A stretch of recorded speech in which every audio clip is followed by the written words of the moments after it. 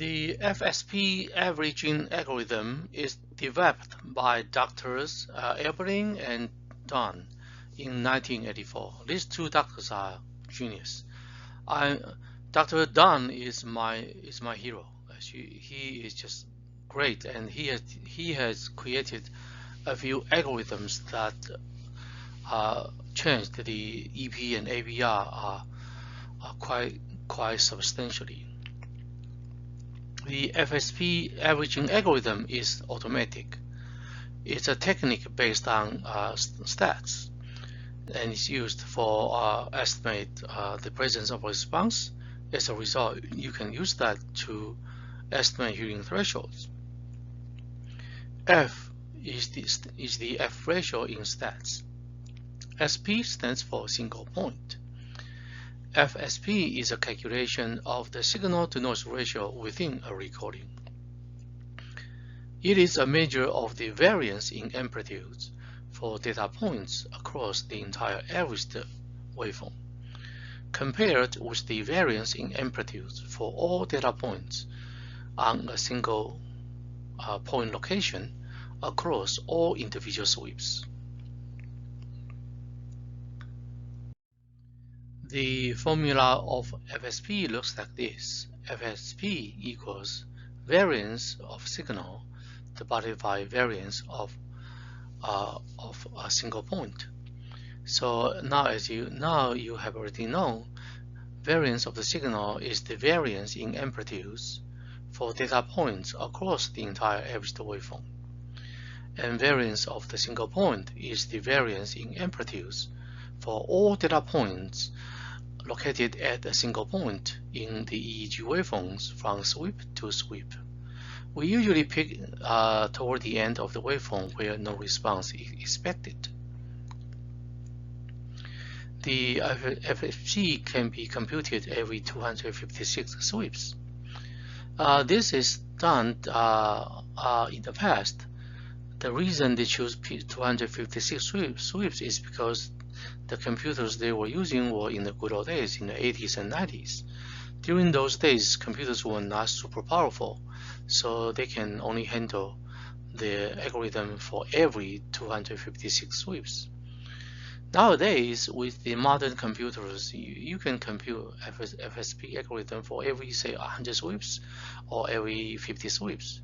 Modern computers can handle those, no problem. But for historical reasons and for educational purposes, let's just stick to every 256 sweeps. It's just easier to remember that way. So you can compute it every, say, 256 sweeps, or even a few sweeps if you like. And you will specify a specific FSP level as a criteria. And once you have done that, the averaging procedure will stop when this signal-to-noise ratio is reached. Remember, the FSP level we pick as a criteria is the criteria for signal-to-noise ratio. So if we set the FSP criteria at 3.1, it will correspond to 99% of confidence interval in the norm. People have done this in the past in many research studies. So that is the reason when people use FSP algorithm, they tend to pick 3.1 as a stopping criteria. So in other words, when FSP is bigger than 3.1, it indicates the presence of a response. So these are all the good things about FSP. There is one little thing that you need to be aware when you are using this algorithm. That is, you need to be careful about the post-auricular muscle artifact. So as you have already known, the PEM artifact occurs at about 8 to 10 millisecond time window. So I mean, for FSP algorithm, people tend to pick, say, 9 millisecond, and that is right within the 8 to 10 millisecond for post-auricular muscle artifact. As a result, you don't want to take PEM artifact as a response. So you need to be careful when you are using FSP algorithm. You need to be watching the patient and make sure they don't have severe muscle artifact. And also sometimes they have some specific noise. They just happen to be in sync with the stimulus and just happen to be visible and repeatable at, say, 9 milliseconds. So the noise in sync with the stimulus at 9 milliseconds is not often, but it could happen. It's not impossible. So anyway, when you are using this algorithm, just be careful about anything that could happen, say, at 9 milliseconds and also in sync with the stimulus. The muscle artifact is one thing, and some spatial noise. Some noise could have this characteristic. They are rare, but they could happen. So when this PEM artifact or very rare spatial noise happened, the recording could reach the FSP criteria without a true response. So it's possible the FSP value goes above the threshold, the criteria, but there's no true response. It's possible. So that's the reason we need to be careful when using this algorithm. We need to watch out for PEM artifact and other possible noise. This figure I copied from a textbook. It shows the FSP value on the y-axis as a number of sweeps on the x-axis. So when the sound is 40 dB sensation level, we got FSP starts from almost 0 and increase very quickly, and it goes up like this. So the FSP increment, the trend increment, it goes above the 3.1 threshold, which is indicated by a dotted horizontal line. The FSP increment goes up very quickly. So for high intensity, such as 40 dB sensation level, it doesn't take too many sweeps. Maybe 100 sweeps will do it. So at high intensities, it saves time. Now let's look at the 20 dB sensation level. The FSP starts from almost 0 again, and it goes up. So it will go beyond, go above 3.1 criteria at about maybe 2,000 sweeps. So not too bad. For 20 dB sensation level, we need probably 2,000 sweeps for FSP to go beyond 3.1.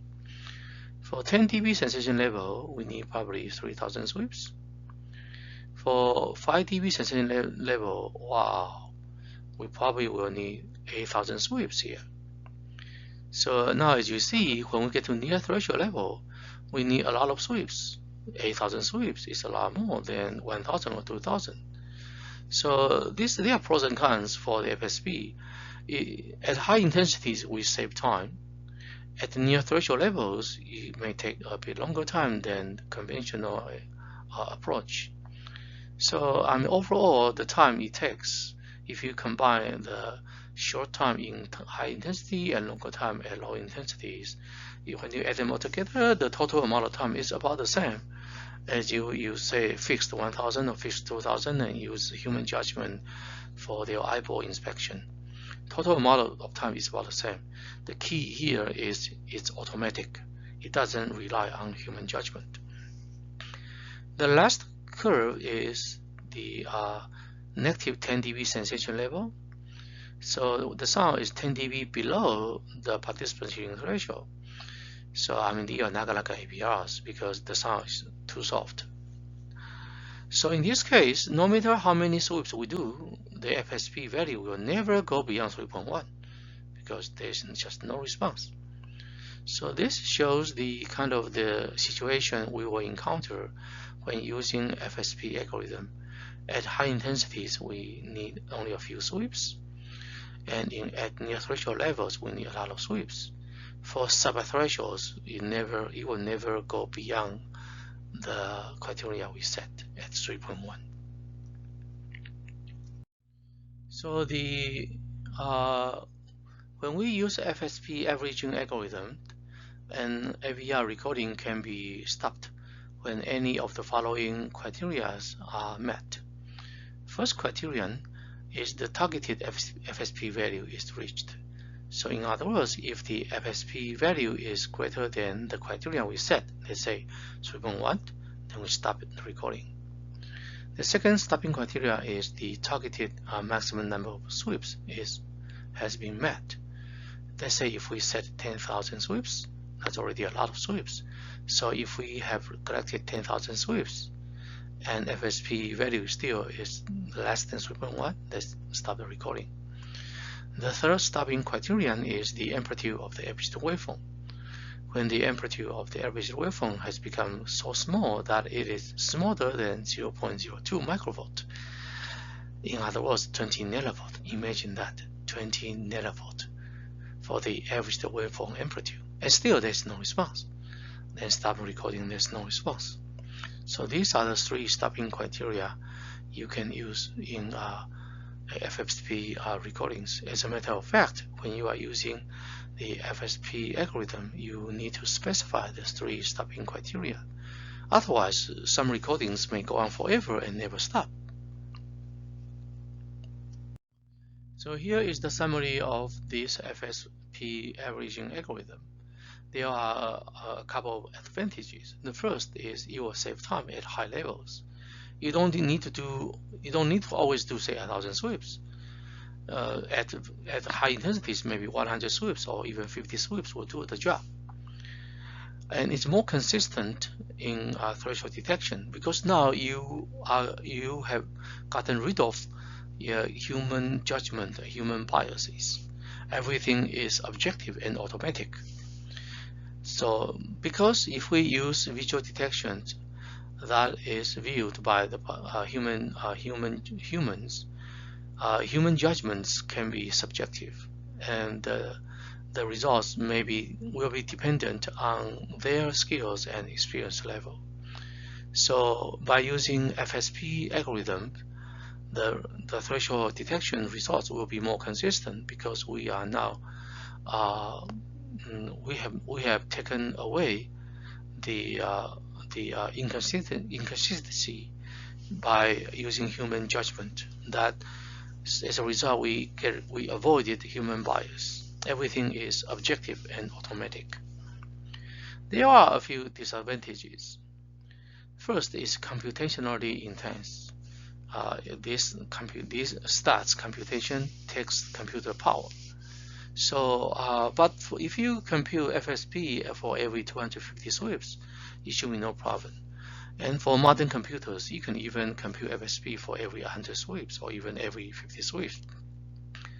The modern computers can handle those. Okay, all right. But technically speaking, the FSP still is computationally intense. And also, when you get to near threshold levels, it may take a lot of sweeps. So it may be time consuming at near threshold levels. This should be okay. I mean, personally, I don't think it's a drawback. When we get to near threshold levels, we do need a lot more sweeps to identify and to confirm whether there's a response or not. So the good thing is we save time when at high intensities. So we can afford to spend a little bit of more time at near threshold levels. So even though I think it is reasonable, but still is a disadvantage because it takes more sweeps than you would as a conventional approach. And some research studies have shown overestimation of hearing thresholds by as much as 20 to 30 dB. So my experience taught me there are some overestimation of hearing thresholds, but probably not that much. So when you use FSP algorithms, just be aware there might be a little bit of overestimation, but probably not a whole lot. So these are the advantages and disadvantages of FSP. There's another issue for FSP algorithm is it works only for clicks, evoked ABRs. People have tried to use FSP in tone burst evoked ABRs, but were unable to accomplish that. The reason being, you probably recall that wave 5 for tone burst ABRs have longer latencies. So tone burst ABR wave 5 have longer latencies, that's well known. So when you pick 9 milliseconds, I mean, tone burst ABR wave 5 can easily get to 5 milliseconds. That can happen quite easily. You can pick 10 milliseconds, 11 or 12 milliseconds if you want, but it still is hard to tell whether there is. We just cannot guarantee that there's no response at, say, that single point when we use tone-plus APRs, because tone-plus APR Wi-Fi can be quite prolonged, especially at low frequencies. So anyway, people have tried to use FSP algorithm in tone-plus APRs, but the results were not as good. So bottom line is, if you want to use FSP algorithm, it works only for click-evoked APRs. And that is it for all the FSP algorithms that I want to tell you.